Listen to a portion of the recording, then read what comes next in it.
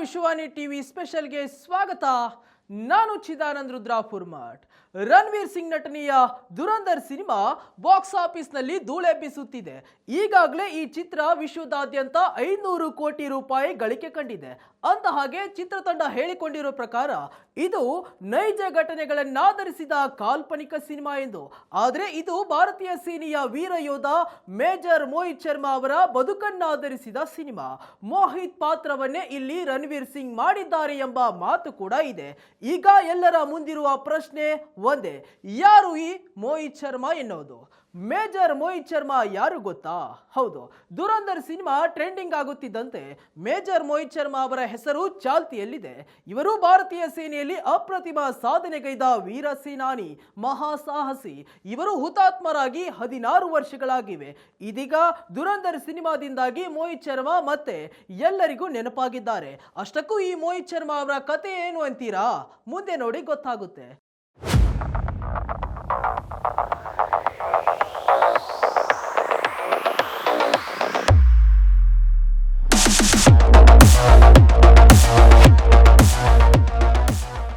ಸಣ್ಣ ವಯಸ್ಸಿನಲ್ಲೇ ಸೇನೆ ಸೇರುವ ಹಂಬಲ. ಹೌದು, ಹರಿಯಾಣದ ರೋಹ್ಟಕ್ನಲ್ಲಿ 1978ರ ಜನವರಿ 13ರಂದು ರಾಜೇಂದ್ರ ಶರ್ಮಾ ಮತ್ತು ಸುಶೀಲಾ ಶರ್ಮಾ ದಂಪತಿಗೆ ಮಗನಾಗಿ ಜನಿಸಿದ ಮೋಹಿತ್ ಶರ್ಮಾಗೆ ಸಣ್ಣ ವಯಸ್ಸಿನಿಂದಲೇ ಸೇನೆಗೆ ಸೇರುವ ಮಹದಾಸೆ ಇತ್ತು.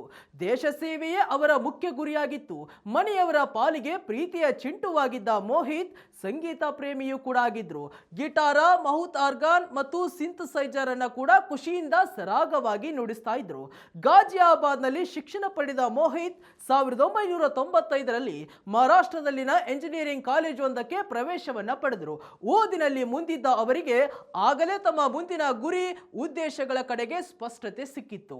ಎಂಜಿನಿಯರಿಂಗ್ ಶಿಕ್ಷಣ ತೊರೆದು ಸೇನೆಗೆ. ಹೌದು, ಎಂಜಿನಿಯರಿಂಗ್ ಪದವಿಯನ್ನು ಅರ್ಧಕ್ಕೆ ಬಿಟ್ಟ ಅವರು ರಾಷ್ಟ್ರೀಯ ರಕ್ಷಣಾ ಅಕಾಡೆಮಿ ಸೇರುವ ದಿಟ್ಟ ನಿರ್ಧಾರವನ್ನು ತೆಗೆದುಕೊಂಡರು.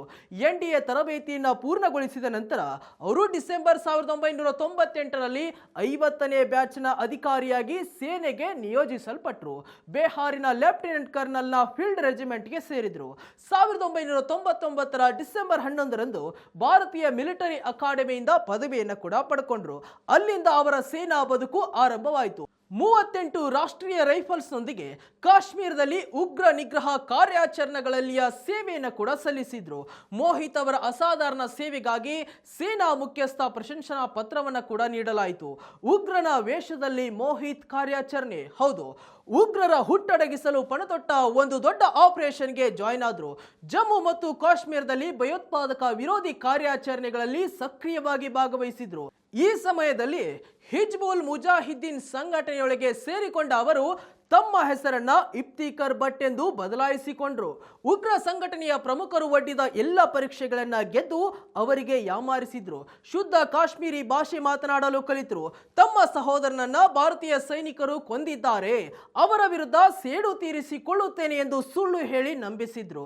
ಉಗ್ರರ ಗುಂಪಿನೊಳಗೆ ನುಸುಳುವ ಅತ್ಯಂತ ಅಪಾಯಕಾರಿ ಕೆಲಸವನ್ನ ನಿರ್ವಹಿಸಿ ಅಮೂಲ್ಯ ಮಾಹಿತಿಯನ್ನ ಸಂಗ್ರಹಿಸಿ ಪಾಕ್ ಮೂಲದ ಉಗ್ರರ ವಿರುದ್ಧ ಬೃಹತ್ ಕಾರ್ಯಾಚರಣೆ ಮಾಡಲು ನೆರವಾದ್ರು.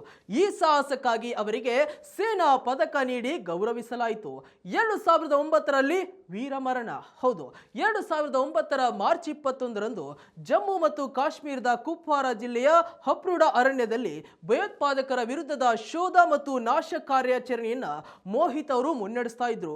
ಆಗ 5 ಭಯೋತ್ಪಾದಕರೊಂದಿಗೆ ನಡೆದ ಘೋರ ಗುಂಡಿನ ಕಾಳಗದಲ್ಲಿ ಮೇಜರ್ ಮೋಹಿತ್ ಶರ್ಮಾ ಅವರು ತಮ್ಮ ಸಹಚರರನ್ನ ರಕ್ಷಿಸುವ ಸಲುವಾಗಿ ಭಯೋತ್ಪಾದಕರ ಮೇಲೆ ನೇರ ದಾಳಿಯನ್ನ ಮಾಡಿದ್ರು.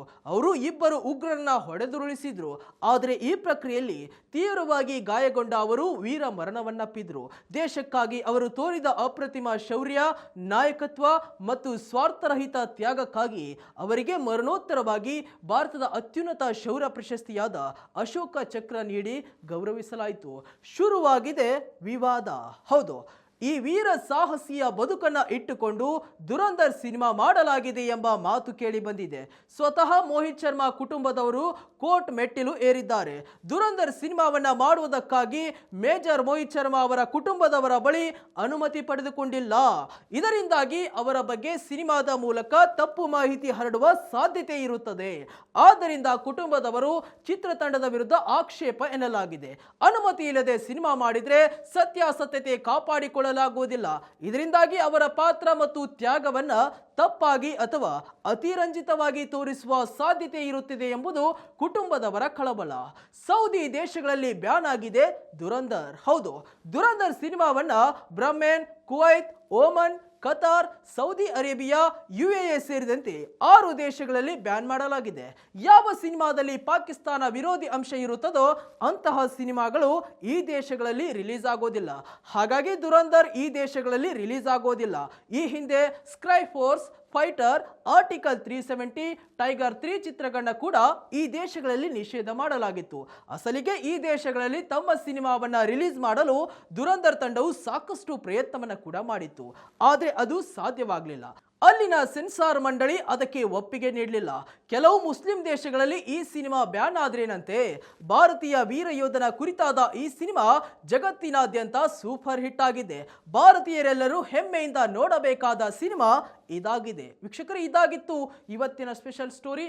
ಮತ್ತಷ್ಟು ವೈವಿಧ್ಯಮಯ ಸುದ್ದಿಗಳಿಗಾಗಿ ನೋಡ್ತಾ ಇರಿ ವಿಶ್ವವಾಣಿ ಟಿವಿ. ನಮಸ್ಕಾರ.